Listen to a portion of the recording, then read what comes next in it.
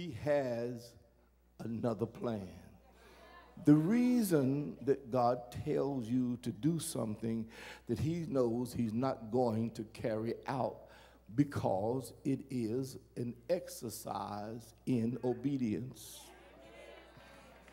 He wants to find out how, he already knows, he wants you to know how much you can be trusted by him. The problem with us is that what God tells us to do oftentimes appears to be a little off-skelter. For instance, when Jesus Christ said, you must eat my body and drink my blood, they didn't know he was talking about the doctrine of transubstantiation. He was not talking about the actual eating or drinking. He was talking about a symbolic act that would be so powerful to the enemy, it would be as if it literally was the same thing. He would tell us somehow or another to do things, and many of you have done things and you've got discouraged. I know you have. I see it on your face. But you did not allow the Lord to finish. When God told you that he was not going to do what you were working on and what you were involved in, you got upset. You said, I'm not going to do this. But I want you to understand the methodology of our master. He does things for you because he wants to see whether or not he can trust you. Now, I want you to see something. I want you to see something. And then we're going to close and go to the next service. God is so meticulous. He's so meticulous. And I'm going to need you, Mike, to help me out with something. I want you to go to the opposite side of the church. I'm going to be on this aisle over here, and I want you to go on the other aisle. This is what the Lord does. This is what he does. Praise the name of the Lord. Can I use you for a second? Come on. This is what God does. This is what he does. Come on, follow me, Mike.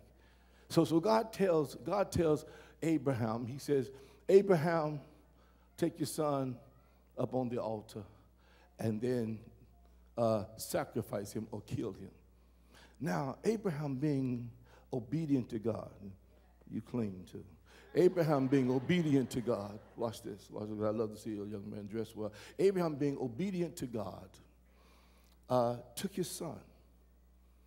But unbeknown to Abraham, on the other side of the mountain was a ram. So here Abraham comes with his son. Every step he take, the ram take a step. Every step he take, the ram take a step. So he's carrying his son to be sacrificed. And he keeps walking, and as he's walking, all of a sudden, you must realize that on the other side of the mountain, there's a ram. Now what happens is they keep on going, and they keep on going, and they get to the altar, and while they're going, the ram doesn't even know he is the sacrifice.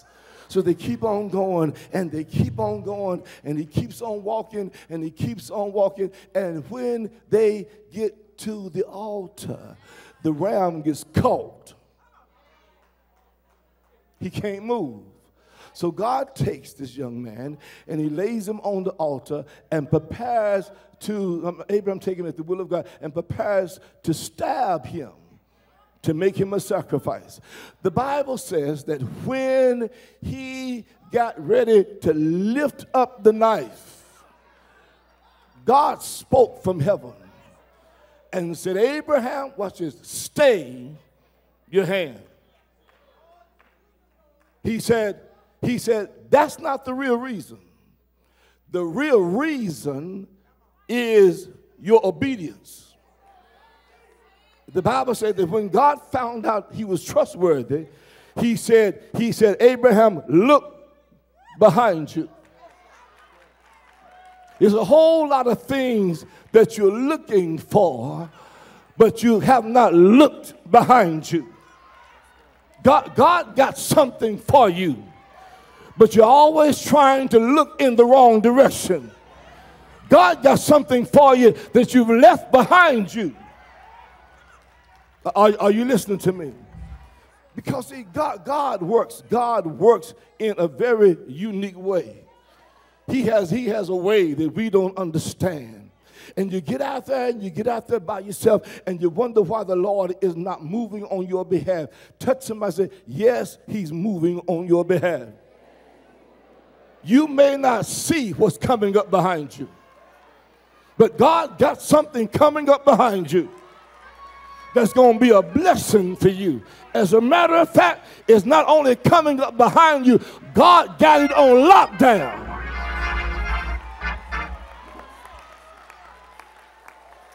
God got something for you that can't nobody else get to, because they can't see it, because it's caught in the thicket.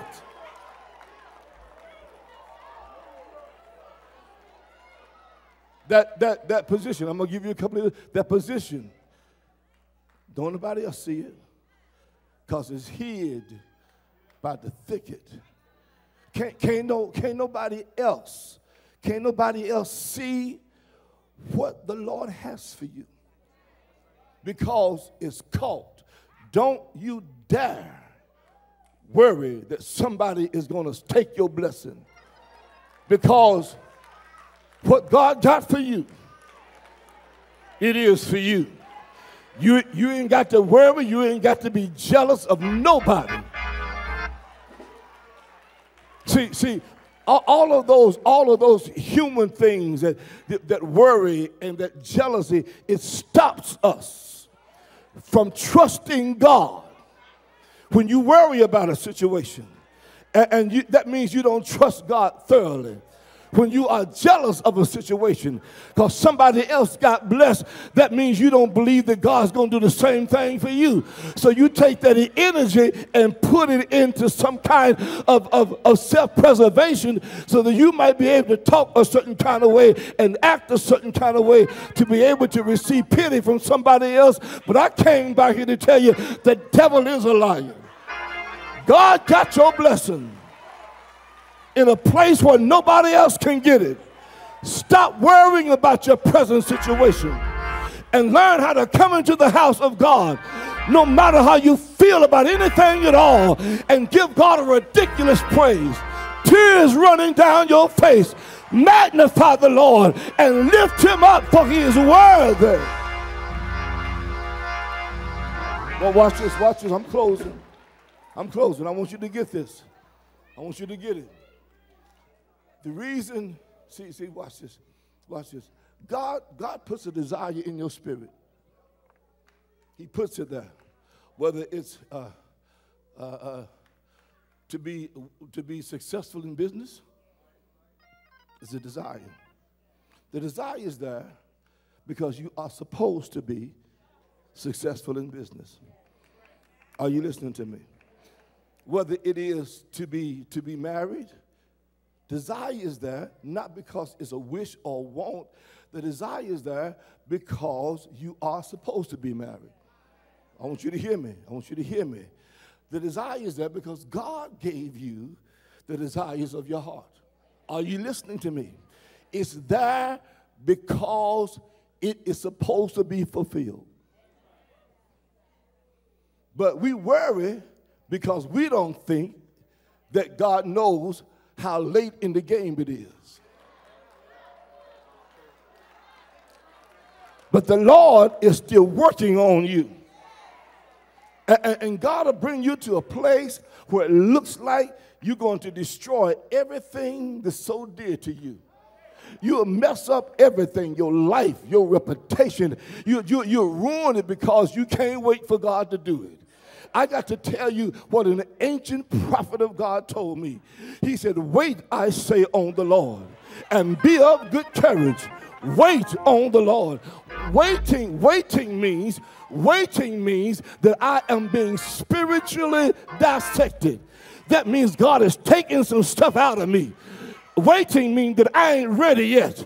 So I got to wait for God to fix it for me. I got to wait for God to take jealousy out of me.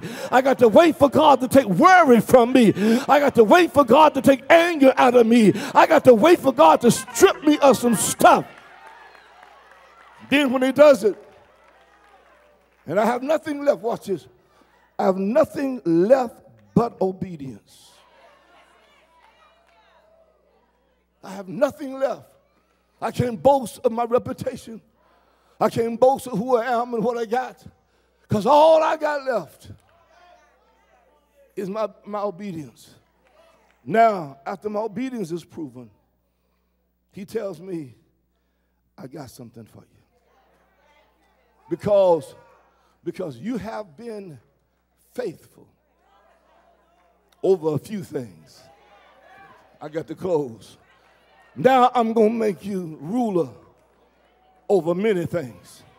So my message today is not just an essay, but it is a prophetic word.